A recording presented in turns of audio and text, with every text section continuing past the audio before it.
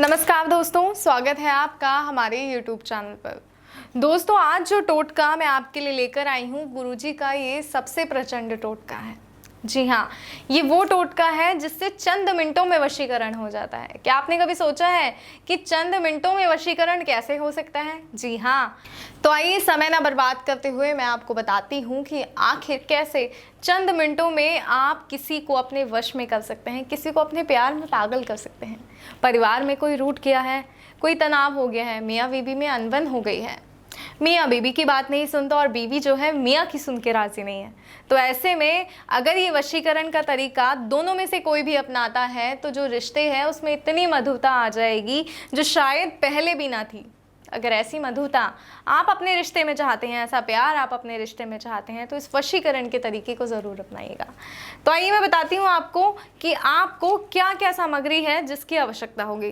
तो सबसे पहले आपको 3 नींबू चाहिए और इसके साथ आपको एक सफ़ेद कपड़ा और एक लाल पेन की भी आवश्यकता होगी। इन 3 चीज़ों के माध्यम से आप किसी को अपने वश में कर सकते हैं। तो आइए विधि शुरू करते हैं। सबसे पहला नींबू जो आपको लेना है उसके ऊपर आपको लिखना है 786। इस तरह आपको 786 उस नींबू पर लिखना है, देखिए। और दूसरा नींबू जो आपको लेना है उस नींबू पर आपको उसका नाम लिखना है जिसे आप वश में करना चाहते हैं। मान लीजिए जिसे आप वश में करना चाहते हैं उसका नाम है रीना, तो आप लिख दीजिए रीना, देखिए इस तरह। और जो आपको तीसरा नींबू लेना है उस नींबू पर आपको जो नाम लिखना है वो नाम लिखना है अपना खुद का। मान लीजिए रीना जो है उनको रमेश नाम का जो व्यक्ति है वो वश में करना चाहता है, तो अब यहाँ पर आपने तीसरे नींबू पर लिखना है रमेश, इस तरह। और अब इन तीनों नींबुओं को आपने क्या करना है, इन एक सफ़ेद कपड़ा लेना है। इस सफ़ेद कपड़े के ऊपर लाल पेन से आपने लिखना है 786। कहीं भी बीच में या किसी कॉर्नर पे आप इस पे लिख सकते हैं 786, इस तरह 786 लिखिए। उस व्यक्ति का ध्यान कीजिए जिसे आप वश में करना चाहते हैं। उसके बाद सबसे पहले आपको वो नींबू रखना है जिस पर आपने लिखा था 786, वो नींबू इसमें रखिए। उसके बाद वो नींबू जिस पर नाम लिखा है उसका जिसे वश में करना है। उसके बाद तो ये तीनों नींबू आपको इस तरह नज़दीक करके रखने हैं और इनके ऊपर जो है आपको सिंदूर उस व्यक्ति का ध्यान करते हुए डालना है जिसे आप वश में करना चाहते हैं, इस तरह। और अब आपको इसमें गांठ लगा लेनी है। आपको इसके अंदर 2 गांठ लगानी है।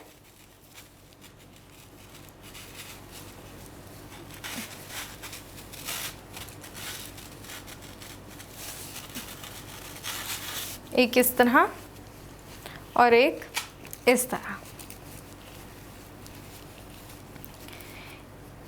और ये गांठ लगाते वक्त आप ध्यान रहे कि आपको उस व्यक्ति को जिसको आपको वश में करना है उसका ध्यान करना है।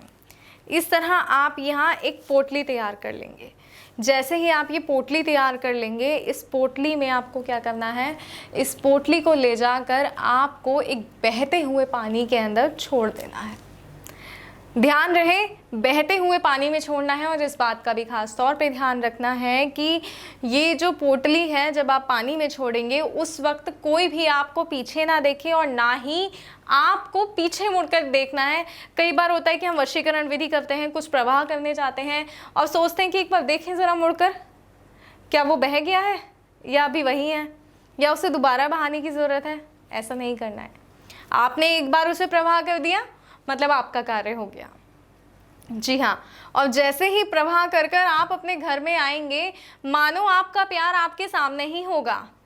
अगर आपका पति आपसे नाराज़ है तो आपके पति की बोली से आप समझ जाएंगे कि जी हमारा वशीकरण तो काम कर गया, पतिदेव हो गए हमारे वश में। जी हाँ, और अगर आपकी प्रेमिका नाराज़ है तो उनके बर्ताव से आप समझ जाएंगे। अगर परिवार में अनबन है, परिवार वाले आपस में बात नहीं कर रहे, तो इस विधि के करने से परिवार में इतनी मधुरता आ जाएगी शायद पहले भी ना थी। तो अगर आप चाहते हैं ऐसे ही किसी समस्या से निपटना, ऐसी ही किसी समस्या से छुटकारा पाना, तो एक बार गुरुजी को फ़ोन अवश्य करें। गुरुजी आपको बताएंगे कि ये विधि आपको अपने राशि के अनुसार, अपने नाम के अनुसार किस तरीके से करनी है, कौन सा सही तरीका आपके राशि और नाम के अनुसार है, जिसे करके, ये विधि करके आप अपने वशीकरण सिद्ध कर सकते हैं और अपने आप को खुशियाँ दे सकते हैं। तो इस बात का खास तौर पर ध्यान रखिएगा और इस बात का भी कि वशीकरण करते वक्त आपको कोई ना देखे। तो दोस्तों फिलहाल दीजिए इजाज़त, फिर हाजिर होंगे एक नए वशीकरण विधि के साथ।